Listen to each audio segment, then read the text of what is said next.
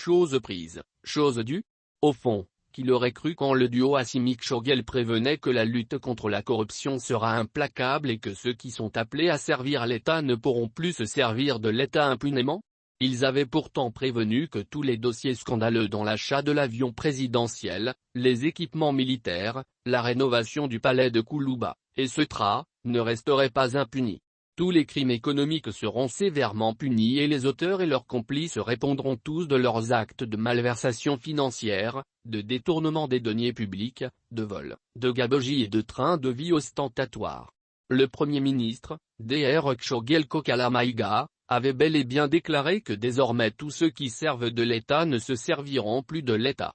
C'est dans cette perspective que, depuis la fin du régime d'Ibk, les structures et services attitrés dans ce combat pour la protection des maigres ressources financières de l'État ont remis le rapport, 2019-2020, à savoir le Bureau du vérificateur général, BVG, l'Office central de lutte contre l'enrichissement illicite, OCLEI, au président de la transition, le colonel Assimi Goïta. Le président de l'Office central de lutte contre l'enrichissement illicite, OCLEI, Moumouni Guindo, a remis, lors d'une cérémonie déroulée à Koulouba, au chef de l'État, le colonel Assimi Goïta, les rapports 2019 et 2020. Le document révèle plusieurs cas d'enrichissement illicite présumés dont le montant s'élève à plusieurs milliards FCFA. Les deux documents remis au chef de l'État couvrent la période du 1er janvier 2019 au 31 décembre 2020.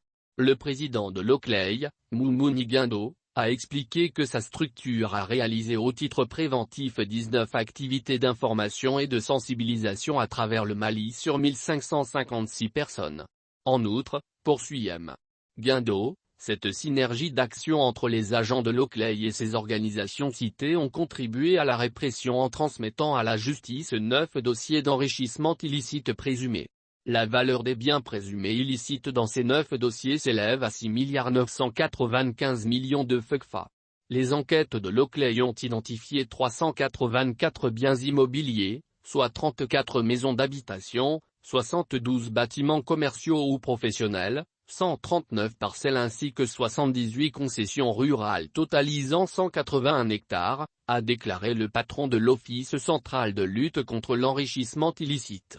Et d'ajouter que toujours à la même période que le montant total des entrées sur les comptes bancaires des 9 personnes s'élève à 3,671 milliards de francs CFA entre la période 2014 et 2020. Pour le président de l'OCLEI, ces revenus indûment acquis dépassent loin dans la même période les revenus légitimes de 9 personnes qui, selon lui, s'élèvent à 444 millions de FCFA. Concernant les personnes soupçonnées de s'enrichir illicitement sur les biens de l'État, Moumouni Guindo a indiqué qu'il s'agit bel et bien des agents de l'État, à savoir un comptable, 2 inspecteurs des finances, un inspecteur du Trésor, un contrôleur financier, 2 maires, un ministre et un préfet. S'agissant des déclarations de biens, le président de l'OCLEI informe que ces agents ont dénombré au niveau de la Cour suprême 1351 déclarations déposées sur la période 2019-2020. Lors du traitement de ces dossiers, le président de l'institution de lutte contre l'enrichissement illicite a constaté qu'en 2019, le Premier ministre et plusieurs ministres sont restés en fonction plusieurs mois sans avoir procédé à leur déclaration de biens. Le retard a dépassé 3 années pour certains d'entre eux. En effet, la lutte contre la corruption promise par les plus hautes autorités de la transition connaît une nouvelle tournure avec l'interpellation de plusieurs personnes soupçonnées d'être trempées dans plusieurs scandales qui ont émaillé les 2 mandats de l'ancien président Ibk.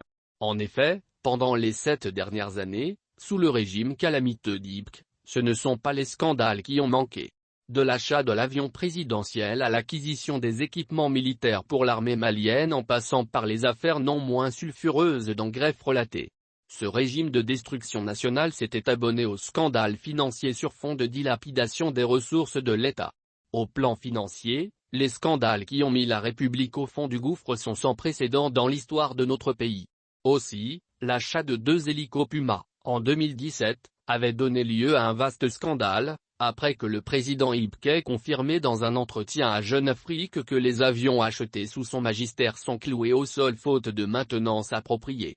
Puis, Ce fut au tour du président de la commission défense de l'Assemblée nationale de l'époque, Karim Keïta, le fils du président de la République, de déclarer, lors d'un colloque à Paris, « Les hélicoptères que nous avons achetés ne peuvent plus voler, ça marchait au début, mais, vraisemblablement, on a un problème d'entretien depuis l'achat et je me demande même si on n'a pas été floué à l'achat, point ». Cette déclaration avait à l'époque réveillé des forts soupçons de surfacturation et de malversation portant sur les ressources financières destinées à acquérir des équipements pour l'armée.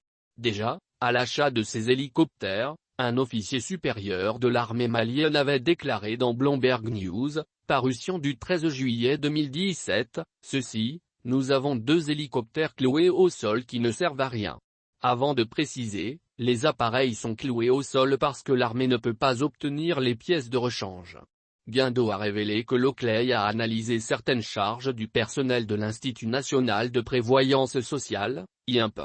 Il a constaté qu'en dehors de toute légalité, de responsables de l'Institut ont perçu 2,53 millions de FCFA comme indemnité de départ à la retraite. Par mois, l'un de ces 2 responsables perçoit une pension de plus de 6 millions de francs CFA et, l'autre, plus de 8 millions de francs CFA. L'Ocley recommande aux autorités de procéder au recouvrement des sommes indûment perçues au titre des indemnités et pensions de retraite et de veiller sur le fonctionnement du conseil d'administration de l'INP. En saluant la qualité des rapports produits, le président de la transition, le colonel Assimi Goïta, a déclaré que la lutte contre l'enrichissement illicite et la corruption demeure l'une des priorités de son gouvernement. Vos rapports nous confortent dans notre vision d'un Mali nouveau, un Mali où les citoyens ont accès à l'eau potable, à la santé, à l'éducation, aux routes de bonne qualité, s'est réjoui le chef de l'État qui promet une gouvernance de rupture et d'exemplarité durant cette période transitoire.